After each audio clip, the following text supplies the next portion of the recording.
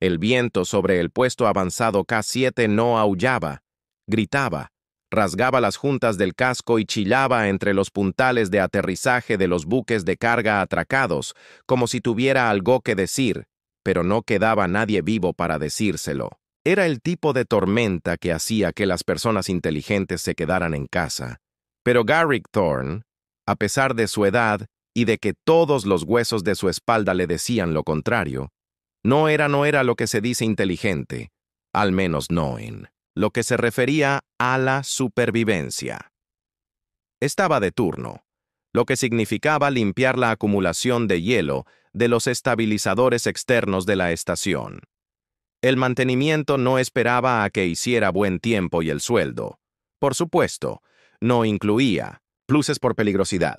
Gruñó mientras se arrastraba por la pasarela inclinada con la rodillera, bloqueándose cada pocos pasos y el aliento congelándole el interior de la máscara agrietada, y sus únicos compañeros eran el silencio y el óxido.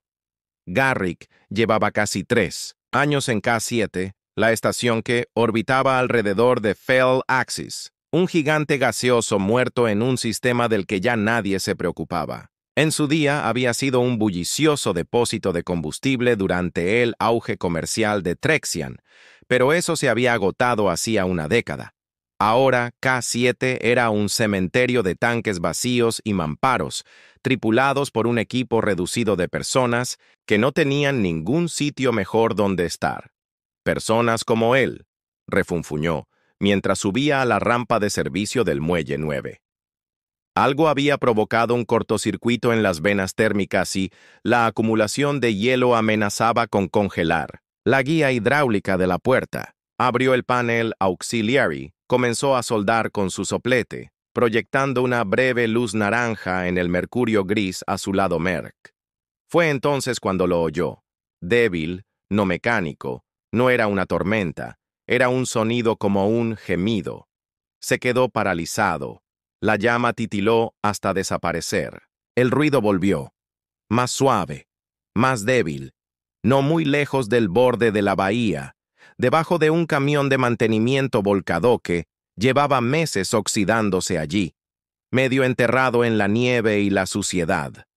Cojeando, se acercó más por curiosidad que por miedo, respirando con dificultad por el frío. Se arrodilló y apartó el panel roto cerca del chasis. 2 pequeñas formas yacían acurrucadas juntas, apenas respirando, con sus diminutos cuerpos cubiertos de escamas verdes agrietadas. Temblaban violentamente, con los ojos cerrados y las colas envueltas firmemente alrededor de cada uno, como una última línea de defensa. Dragones, auténticos dragones recién nacidos. Derrick parpadeó.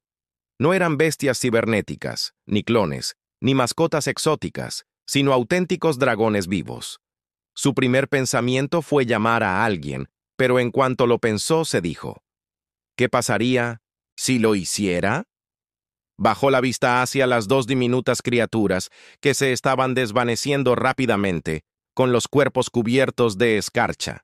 Quienquiera que las hubiera dejado allí no quería que sobrevivieran, y a juzgar por el vacío de la estación y el silencio de las comunicaciones, nadie sabía siquiera que estaban allí. Garrick exhaló lentamente, se quitó la chaqueta, las envolvió a ambas y las metió dentro contra su pecho. El calor de sus cuerpos era débil, pero estaban vivos. No dijo nada. Solo cojeó de vuelta a su armario de almacenamiento en el nivel C. Abrió la puerta con dedos temblorosos y la cerró detrás de él como si el viento pudiera perseguirlo. La calefacción de la esquina cobró vida a trompicones. Se sentó en el suelo, los desenvolvió lentamente y se quedó mirando 2 pares de ojos parpadeantes, ojos brillantes. «Está bien», dijo en voz baja, con la voz áspera como la grava.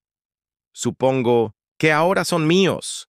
Y en la oscuridad, el más pequeño de los 2 emitió un sonido que no era un rugido ni un gruñido, sino un ronroneo.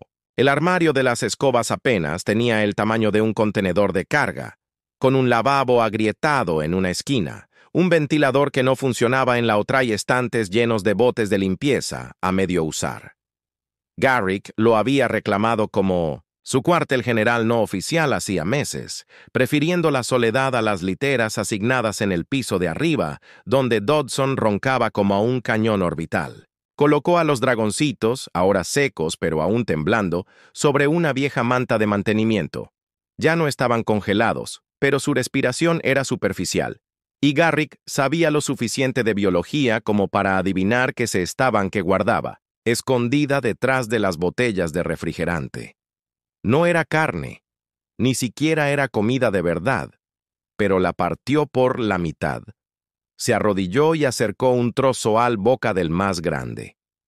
Este no se movió, pero poco a poco olfateó y sacó la lengua para probar el borde. El dragoncito lo lamió una vez. Luego otra y con una urgencia que sorprendió a Garrick, se la arrebató de los dedos y comenzó a devorarla. El más pequeño le siguió temblando, pero ansioso. Se sentó y los observó comer con el corazón latiendo con fuerza. «Está bien», susurró. «Tus luchadores son buenos». No durmió en toda la noche. Cada vez Quill más pequeño gemía o se movía, se levantaba para comprobar su respiración, ajustar la bobina de calor y susurrar pequeñas palabras de consuelo que no había dicho a nadie en años. Llamó al grande Cinder y al pequeño, más frágil y con ojos demasiado brillantes para su rostro, Pip. Pasaron los días. Se curaron y recuperaron sus fuerzas como fuego bajo el hielo. Pronto estaban volando, de forma un poco torpe, batiendo las alas por la habitación, tirando estanterías y cantando espuma aislante. Dererick no se quejó. Simplemente reconstruyó el armario lo mejor que podía. Limpiaba los conductos de ventilación para que pudieran pasar y les traía restos de proteínas siempre que podía. Si conseguía pasar algo extra, no sabía por qué, pero lo guardaba en secreto. No pensaba en ello. La idea de que alguien más los cogiera, de lo que la galaxia haría con ellos, le revolvía el estómago. Así que se quedó callado hasta que una noche volvió de un turno con las manos todavía manchadas de grasa. Y encontró a Pip mirando por la ventana de listones con su pequeño hocico pegado al cristal. Las cenizas flotaban detrás de sus alas zumbando suavemente. Ambos miraban las estrellas y Pip dejó escapar un suave gorjeo que resonó de forma extraña, vibrando a través de la pared, a través de todo. El sonido no se apagó. Se llevó a algún lugar lejano en el vacío. Algo lo oyó y comenzó a moverse en el puesto avanzado K7. Los días se fundían unos con otros como tinta congelada. La nota tripulación apenas hablaba a menos que algo se rompiera o se incendiara. Dererick lo prefería así, tranquilo, predecible, olvidable. Pero después de que el chirrido de Pip resonara a través de las paredes esa noche, algo cambió. Lo notó al principio en los registros de telemetría de largo alcance de la estación, a los que no debía tener acceso. Era un barrendero con un cinturón de herramientas, pero había creado una puerta trasera meses atrás, más que nada por aburrimiento. A las 0400, mientras bebía una taza de protocafé tibio en el armario, notó un punto, luego otro, luego 30, todos apareciendo en el borde de la zona muerta de Filaxis. No era tráfico. El tráfico no se movía así. Este tráfico no se integraba en un sistema con señales de pulso más antiguas que la mayoría de los idiomas registrados. Garrick parpadeó, volvió a escanear. 10, 30, 100. Al final de la hora, había más de 3000 naves no identificadas posicionándose silenciosamente alrededor del cinturón de hielo. No había transmisiones oficiales ni comunicaciones, solo una órbita, silenciosa, camuflada y vigilando. Por la mañana eran miles y Garrick sabía que estaban buscando a Pip y Cinder. Mantuvo a los dragones escondidos, selló el conducto de ventilación donde dormían y reforzó la pared con paneles de chatarra. Cuando la alarma de la estación finalmente sonó, sorda y crepitante como si no se hubiera usado en una década, Elia estaba listo. El resto de la tripulación entró en pánico, la mitad de ellos corriendo hacia la torre de control. los demás buscando a toda prisa los códigos de evacuación que no habían actualizado en años. Dodson encontró a Garrick cerca de la batería de fusión. El supervisor estaba pálido, empapado en sudor y sosteniendo una tableta de datos que temblaba entre sus manos. ¡10.000 naves! Gritó. ¡10.000! Estamos rodeados por la Armada Draconiana. ¿Qué demonios quieren de un cacharro oxidado como nosotros? Garrick levantó la vista con el rostro impasible. Quizá hayan perdido algo, dijo. Dodson parpadeó. ¿Algo pequeño?, murmuró Garrick, mirando por la ventanilla hacia el caos resplandeciente de naves que ahora llenaban cada centímetro del espacio más allá de la estación. Algo verde. Las naves no atacaban, no amenazaban, esperaban. Entonces, exactamente a las 9:00 en punto, una transmisión cortó todas las frecuencias. Garrick la oyó en las tuberías, en el cableado, incluso en su cráneo. El idioma era antiguo, profundo, entremezclado con tonos de baja frecuencia, diseñados para provocar la obediencia en especies subdominantes. Pero no funcionaba aquí, no en Cara 7 y definitivamente no en Garrick. Entonces, el idioma cambió, se convirtió en el estándar galáctico. Aquí el comandante Rice, de la Flota Central Draconiana, gruñó la voz rica y aterradora. Tenéis lo que pertenece al trono de fuego. Devolvedlo, seréis reducidos a vapor. El pánico se apoderó de la estación como un puño dentro de 1900, un armario. Pip y Cinder se aferraron a las piernas de Garrick. Habían crecido en la última semana de forma notable. Sus ojos brillaban más y sus alas eran más fuertes. Lo entendían aunque no hablaran. Sabían que se trataba de ellos. Esa misma tarde, Risak no esperó a que lo invitaran. Apareció en el hangar central a través de una puerta de rayos. Sus botas blindadas crujían el suelo con cada paso. Medía 2,5 metros y estaba cubierto con una armadura de color obsidiana. Su yelmo tenía forma de cráneo de dragón enroscado, cráneo de dragón enrollado, seguido de una pequeña flota de guardias fuertemente armados que se desplegaron en formación cerrada. Derek se situó en lo alto de la escalera de mantenimiento con una llave inglesa. La voz de Risak resonó por toda la cubierta. ¿Dónde está el humano? Nadie respondió, porque todos sabían que todos se habían vuelto hacia Garrick. El mecánico descendió. Lentamente, llegó al suelo y se encontró cara a cara con el comandante de la armada más temida del cuadrante. «No son tuyos», dijo Garrick antes de que Risak pudiera volver a hablar.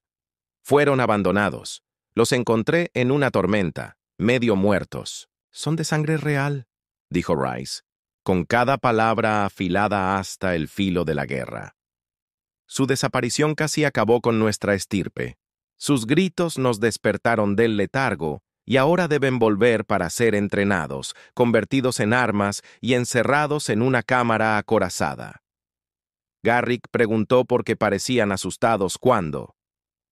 «Los encontré. No creo que tengan prisa por volver». Un rugido resquebrajó el hangar. Las cenizas estallaron desde el techo como un cometa, con las alas extendidas y los ojos ardiendo en llamas verdes y azules, seguidos de un sílbido gruñendo, no como un cachorro, sino como un protector. Aterrizaron entre Garrick y Risak y se inclinaron hacia Darrick. Todo el hangar se quedó en silencio.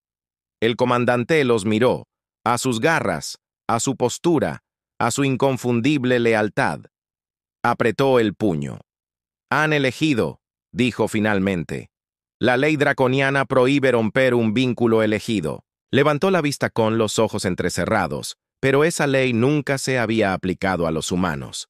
Garrick sonrió. «Quizá es hora de actualizar el reglamento».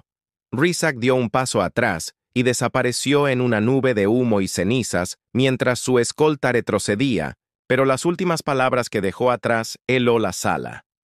«Vigiladlos bien, humanos, porque pronto la galaxia vendrá a por ellos y a vosotros». Las naves en órbita no se marcharon, solo se acercaron. Durante los 2 días siguientes, el puesto Avanzado se convirtió en una isla flotante bajo asedio. La flota draconiana no abrió fuego, ni desembarcó más tropas, pero tampoco se marchó. Simplemente permaneció allí esperando en la fría oscuridad más allá de las ventanas, como cazadores alrededor de un animal herido en la superficie. KT-7 siguió funcionando, repostando transportistas, reparando fugas en los conductos de ventilación y fingiendo que no era ahora la pieza de metal más importante del cuadrante. Dentro de la estación, Darrick dejó de fingir, sacó a los dragones del armario y los llevó a la antigua retroalimentación de la sala aislada con bobinas calefactoras, suelo acolchado y tantos sistemas de nutrientes como pudo robar de la cocina de la tripulación. Pip, Wise, Cinder se acostumbraron al instante. Ya no cabían en sus brazos, sus alas estaban ahora más anchas, sus garras más gruesas, sus ojos lo seguían constantemente, y cuando Garrick hablaba, lo escuchaban, pero estaban asustados, no lo mostraban exteriormente. Pero cuando las luces se atenuaron y la estación tembló bajo la presión de los cierres de gravedad de las naves en órbita, la cola de Pip se enroscó alrededor de su hermana, y Cinder escondió la cabeza bajo su ala como si intentara desaparecer. Garrick se sentó junto a ellos en la oscuridad. «No les debéis nada», susurró. «No me importa a quién pertenecéis por vuestro linaje. Vosotros me elegisteis a mí. Eso es lo que importa». Los dragones no hablaron, no podían hacerlo. Pero los ojos de Cinder se encontraron con los de él. Ella estiró el cuello y presionó suavemente la frente contra su pecho. Pip hizo lo mismo. Más pequeño pero igual de firme, eran suyos, y él era de Ellosa. La mañana siguiente se despertó con el sonido del metal chirriando fuera de la Bahía 3. Se acercó a la puerta y la abrió de un tirón, esperando un fallo hidráulico u otra avería de la estación, pero lo que vio fue peor un partida de abordaje. No mercenarios draconianos, sino reptilianos humanos y basados en silicio, todos ellos blindados, todos ellos piratas armados, cazadores de recompensas de élite, el tipo de tripulación contratada para hacer cosas que el Imperio Draconiano no podía sancionar oficialmente, pero que aún así quería que se hicieran. No venían a negociar, venían a tomar sin pensar. Dererick sacó una espada térmica de la pared, una herramienta no para luchar, sino para cortar costuras. Deslizó el panel de control, desvió el gas de ventilación a través de los conductos del suelo y preparó la bahía para el bloqueo. Luego se volvió y susurró: «Escóndanse». Pip gruñó. Cinder gruñó y extendió sus alas. Dije: «Escóndanse». Dudaron, pero obedecieron, deslizándose detrás de los criocates justo cuando la puerta estalló en humo, gritos y el silbido de las tropas que entraban. Derrick no se inmutó, accionó las válvulas de gas y prendió fuego al suelo. Los 3 primeros atacantes cayeron antes de cruzar el umbral, ahogados por las llamas. El cuarto recibió un golpe con una porra eléctrica en las costillas. El quinto, un bruto con traje exoesquelético, agarró a Derrick por el cuello y lo estrelló contra el mamparo. La cuchilla se le cayó de la mano, dejó de respirar y entonces todo se estremeció, no por la tormenta ni de la estación, sino de un rugido que hizo que el aire se volviera denso. Pip golpeó primero al bruto, con las mandíbulas brillantes y los dientes cubiertos de fuego blanco. Le siguió un grito que destrozó las luces de emergencia y derribó a 3 soldados más al suelo. Los 2 dragoncitos atravesaron a los mercenarios, como el viento a través de árboles frágiles, sin vacilar, sin miedo. Su fuego no quemaba, cantaba vibrando, con una especie de sonido antiguo que ablandaba el metal y enfriaba la carne cuando terminaba. Garrick yacía en el suelo tosiendo sangre y mirando las sombras de sus dragones, que se erguían protectores sobre él, con el pecho agitado y los ojos muy abiertos por la furia. Sonrió a través del dolor. «Vosotros 2 sois realmente de la realeza». La noticia del fracaso del secuestro se extendió rápidamente, demasiado rápido. En cuestión de horas, Los canales de guerra draconianos de todos los sectores abiertos emitieron un decreto de emergencia. La interferencia no autorizada con los cabellos de sangre llameante sería castigada con la esterilización planetaria. El nombre de Garrick, su nombre, aparecía en la declaración, no como fugitivo ni como amenaza, sino como guardián. De repente, todos los anillos de inteligencia, los puestos rebeldes y los señores del mercado negro de los sectores de 5 estrellas sabían quién era. Garrick Thorne, el trabajador de mantenimiento, ahora tenía un título más protegido que la mitad de la nobleza del imperio, pero el peso de este casilo aplastaba. No podía caminar por el pasillo sin que las cámaras lo siguieran. Los drones de seguridad sobrevolaban su bahía las 24 horas del día y no había dormido en casi 36 horas. Pip y Cinder se negaban a alejarse de su lado, ahora lo suficientemente grandes como para posarse en las plataformas de carga y agarrarse al suelo blindado con sus garras. Rhys llamó de nuevo, esta vez sin exigir pidió que fuera a la nave insignia en órbita. El comandante dijo, «Deja que los herederos sean vistos, deja que la corte sea testigo de su elección, eso los protegerá a ellos y a ti». Garrick no se fiaba, pero sabía que no podía esconderse para siempre. Así que se vistió con la única ropa que tenía, ropa de trabajo manchada, y una chaqueta térmica de 2 décadas de antigüedad, y subió a la plataforma de aterrizaje entre 2 dragones que caminaban, como si fueran fuego que daba forma a la nave insignia. El imperio imperial era más grande que todo el puesto avanzado. Su hangar los engullía por completo. Guardias blindados se alineaban en todas las paredes y al final del pasillo de mármol negro, bajo el sello del trono de llamas, se encontraba el consejo gobernante de la corte draconiana, 7 nobles, una silla vacía y un dado destinado a las criaturas reales. En el momento en que Cinder y Pip dieron un paso adelante, los nobles se arrodillaron, no ante los dragones, sino ante Garrick, a quien miraba atónito mientras Rhysak se acercaba con una espada ceremonial, no para apuntar, sino para ofrecerla.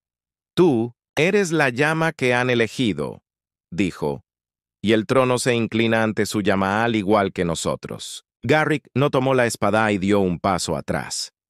«No soy vuestro rey, ni siquiera soy ciudadano. Arreglo cables rotos, eso es todo lo que sé».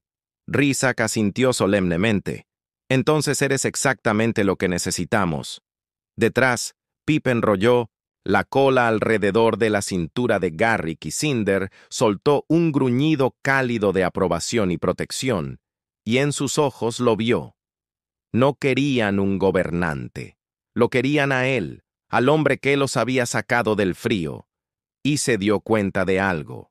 Esto no se trataba de poder ni de deber, se trataba de amor, y ese era un trono en el que podía sentarse al próximo amanecer sobre Filaxis. Todas las naves en órbita habían actualizado su registro con un hecho. Derek Thorne era ahora oficialmente designado guardián de la llama, no emperador, ni príncipe, ni gobernante, solo una cosa: guardián de los dragones reales, y eso significaba que cualquier acción en su contra sería tratada como un acto de guerra. Regresó al puesto avanzado K7 con Pip y Cinder, y solo encontraron la estación transformada. Lo que había era un trozo de acero a la deriva, medio congelado ahora, estaba cubierto de escudos, plataformas centinelas y una creciente flota de naves de apoyo. Rhysak había desviado divisiones enteras del comando para proteger la órbita del armario de Garrick. La tripulación del K7, antes somnolienta y sarcástica, ahora se movía en líneas rectas y susurraba cuando él pasaba. Dodson había empezado a llamarlo Sir Guardián y a cepillarle el pelo por primera vez en 20 años. Garrick lo odiaba.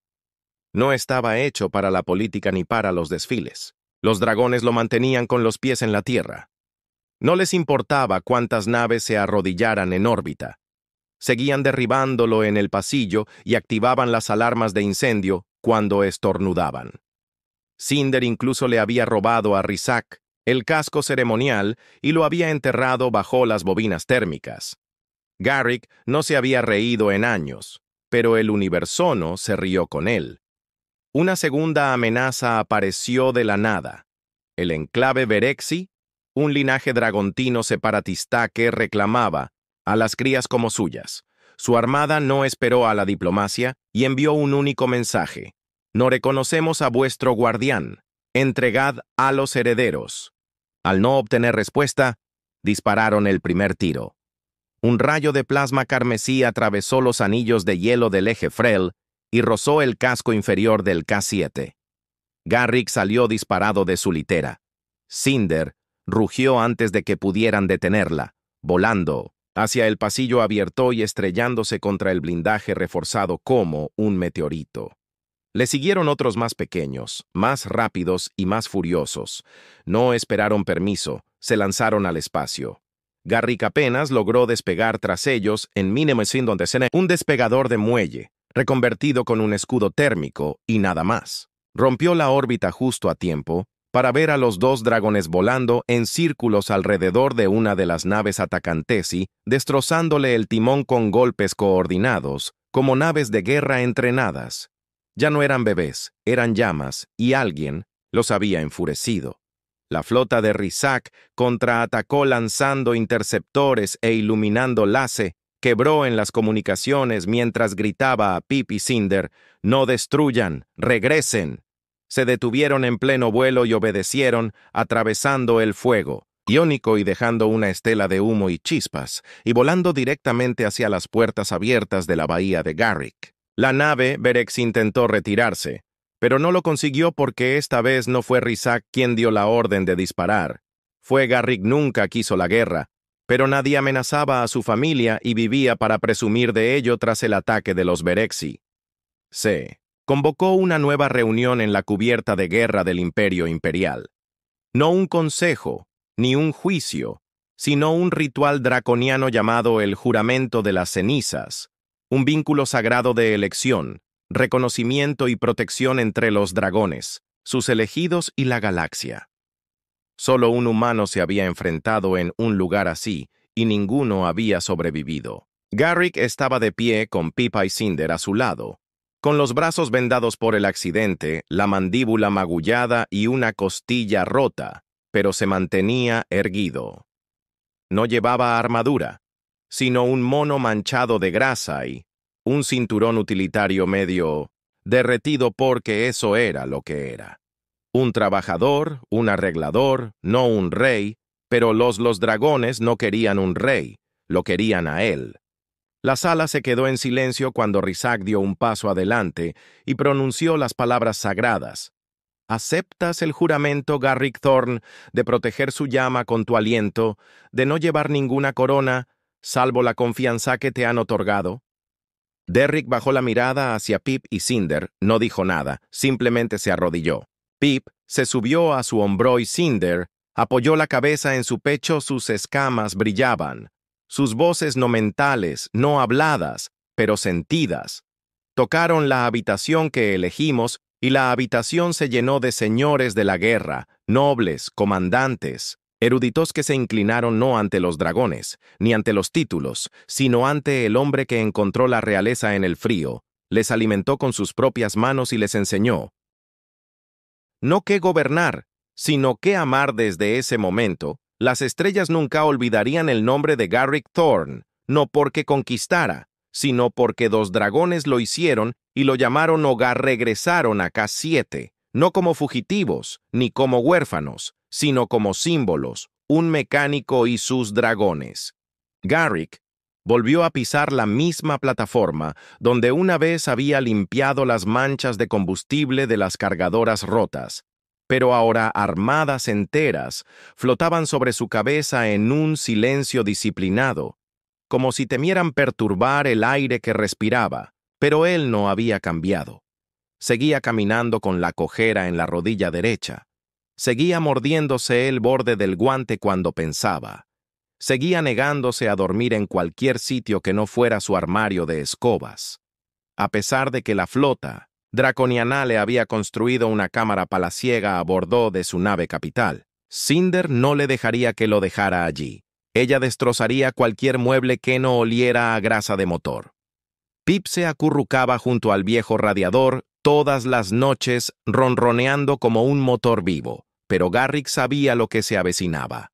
Una paz así no podía durar, no en una galaxia que temía a las cosas que no podía controlar, así que se preparó, fortificó K-7 con sus propias manos, recableó los reactores defectuosos de la estación, instaló propulsores de evacuación de emergencia en la Bahía 3 e incluso construyó 2 lanzallamas montados en los brazos, ligeros y primitivos, pero no estaba dispuesto a quedarse desarmado de nuevo, no cuando su familia podría necesitarlo. Entonces, una mañana, volvieron las alarmas, pero esta vez no eran naves, no eran enemigos, era una señal débil y antigua.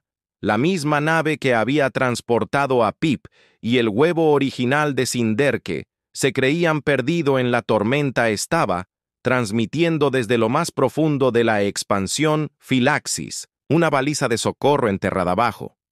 2 décadas de escombros y silencio y, en ese momento todo cambió. Los dragones lo oyeron antes que la tripulación quedaron paralizados con las colas bajadas, y luego, sin previo aviso, salieron volando de la estación. Hacia la oscuridad, Garrick apenas logró entrar en su aerodeslizador antes de Quill, puesto avanzado, temblara a su paso. Los persiguió tras ellos de nuevo, con el corazón latiendo con fuerza y los ojos ardiendo, porque lo que fuera que les esperaba allí, fuera no era solo el pasado, les estaba llamando. Lo encontraron enterrado bajo los anillos rotos de Frelaxis, un antiguo crucero draconiano partido por la mitad, congelado en órbita, envuelto en hielo y silencio.